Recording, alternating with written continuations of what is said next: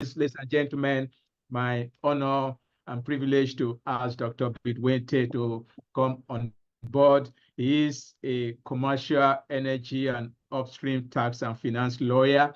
I guess this is the right time after hearing the opportunities and prospects upside from Dr. Faisal. Well, it's a good time to hear from somebody who brings in the commercial and legal and tax perspectives.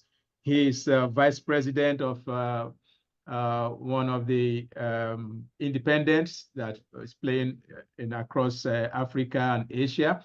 And it comes with a lot of exposure and experience in oil and gas finance, oil and gas governance. Dr. Bede, please, my pleasure.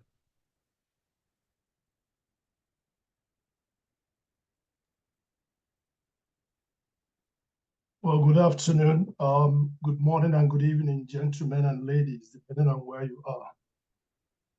I would like to offer my thanks to Dr. Felix and the Dr. Emielu for the opportunity to speak. And without much ado, actually, I'm going to speak from the two perspectives. One is from the perspective of an investor who has invested in Nigeria. My company has invested in Nigeria, and I've had a lot of experience working in Nigeria as well.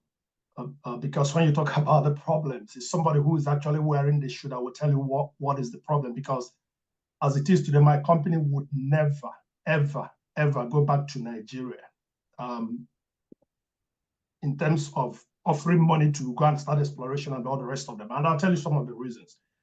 And the second perspective is that I will offer, because even now as I speak, we have been trying to sell our equity in a block in Nigeria. So that will tell you how about it is.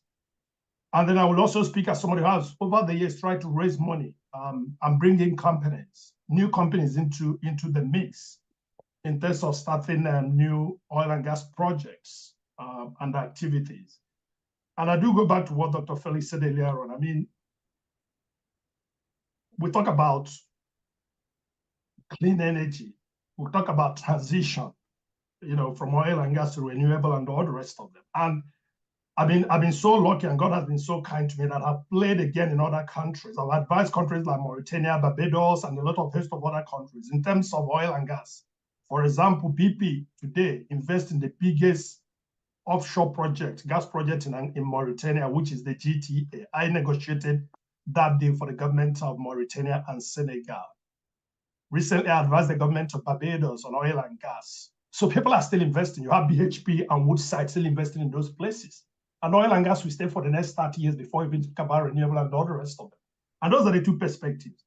Now, and I will give you examples. I'm not really going to talk about policy, blah, blah, because that's, no matter how good the law is, if you don't have the political will to implement it, it will never go anywhere. So all this talk about the PIA, blah, blah, blah, and all the rest of it. It can have all the best provision, because is the government willing to implement it?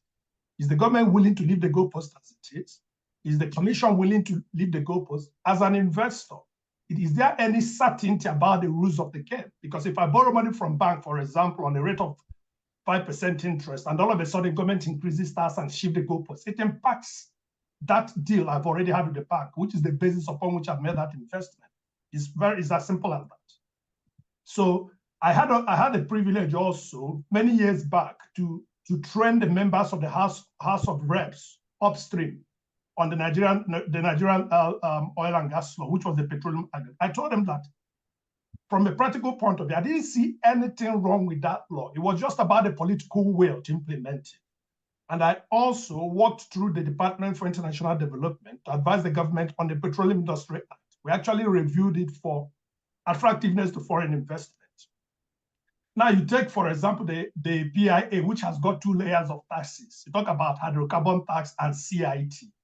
Even though the hydrocarbon tax has been removed, it is not tax deductible when you're paying for company income tax. So it relatively increases the government take. Now, you talked about host community fund and a host of other things they've introduced. For a company to set up a department to run those taxes, government doesn't think about this when they make law. You create layers of work for companies. So for a company to actually understand how to set up a host community fund, how to run all this tax. It has to have a whole department that has to budget $1 million a year, including pension when they retire. That is the impact of that provision. Forget about increasing government take. That's one thing.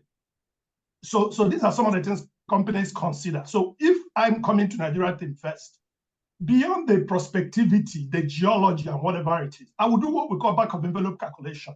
Angola, effective royalty rate is 10%, Nigeria effect IRR and all the rest of them. And I'll just do back of the envelope, and it shows me my return on investment and my internal rate of return at the end of the day. And I've said, no, I can't go to Nigeria. So these are the things the government does not take into account when they're making all these legislations. Those the banner the headlines. Tax reduced 30% and all, but it create work for the company. I give you also another example. Last year, we joined with a local company to bid for 4 blocks. I won't give much details. We are told, oh, this thing will happen in 2 months and other. We gathered all the banks, showed evidence of payment, agreed term sheet. 1 year plus, we have not heard from the government. Even a formal communication to say, guys, this thing is still on. So if I budgeted money, recruited people, and kept them for that asset, and I'm still paying them salary for 1 year, and still waiting to hear from the government on whether we're successful or not. That was a private tender. Why would I want to return to that kind of place at the end of the day? You see, so these are some of the issues for those who have been in there. They look at this now and say, okay, why would I want to go back? It may sound very interesting that government has done this, done that. But when you wear the shoe, you know where it is pinching you. Now, we've invested over $300 million in Nigeria. One company, there are about 6, is a joint venture, 6 companies. To repatriate even 10 million has been very difficult because of lack of corporate governance. Our partners in Nigeria embezzle the money, fight every day, short-term vision. You know, they don't want the long-term to sustain the project. They just want to take the money as quickly as possible because they are being carried. Okay, you invested 300 million, there's no return. All of us left Nigeria, came back to the UK. So why would I want to go back to Nigeria to put in this money? So that much said about, you know, somebody who is invested. I will also talk about somebody who wants to come in. Now, Dr. Felix talked about, reserves and all the rest of them. If one barrel produced today can never be produced again, it's as simple as that. So there has to be effort on reserve replacement and development of infrastructure. You have to make the rules very clear. A big company like Shell will have infrastructure. They will not want tie-in with other smaller companies.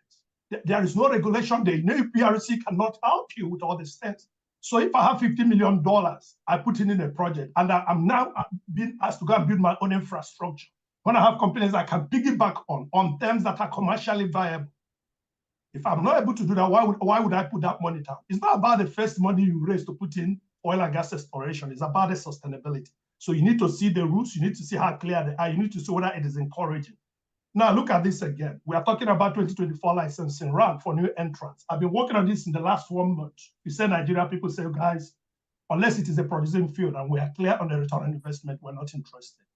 They are looking for $1 billion market capitalization. $1 billion. That's what the commission is looking for offshore. Then they're looking for $250 million market capitalization for onshore and shallow waters. And you have to demonstrate cash in the bank, cash of $250 million. Which country in the world does that? Are you actually, I mean, what are you trying to say? Now, they talk about security clearance. As an investor, have to get through DSS clearance. Even though they've withdrawn that now, they said they still reserve the right to do that. Are we really serious? Okay, so an NPC, for example, is still acting as a regulator. Government every day in the news, you hear the government talking about an NPC, which is supposed to be a private company, as it is now. They went to New York to raise money. How much did they raise? I remember one of my CEOs asking me, is an NPC serious? Is an NPC really serious about raising money? And then when they haven't done, and it's not in Nigeria. And that's when they've not done in-house cleansing and all the rules and regulations being said very clearly. You know, I don't want to take much of the time. I really have a lot to talk about, but I believe with some of these things, we will begin to understand the myriads of the issues that we are facing as a country. Gone are the days when Nigeria and the few African countries had oil and gas. Almost every other country in Africa has oil and gas now. We are in 8 countries in Africa. So I can tell you, even in Cameroon, very close to Nigeria. So when you take all of these things to account as an investor, these are some of the things to consider before putting your money. It's not just about the headline. Nigerian companies need to invest in corporate governance. Look at another example of the Seplat acquisition. How long has it taken for that? It was approved before by the government and then cancelled. What message are you sending out to potential investors that the rules of the game are not clear? If I put $20 billion when I want to sell, it's going to be very difficult. Now, before I round up, we are trying to sell an asset, and we are being told we have to do due diligence on you, the seller. Due diligence for what? Okay, I want to check whether I had any decommissioning liabilities if not paid for. So will you ask me if with those decommissioning liabilities not exit the asset and allow another person who has money to develop it? If you were not able to address this thing while production was on, how do you think it's going to be easy for me to bring out money when there's no more production from the field? I mean, I don't have the time to talk about the fiscal regime and all the rest of the issues, but I think you can see how my mind is working. And I will leave it at that so that others can also contribute. Thank you very much.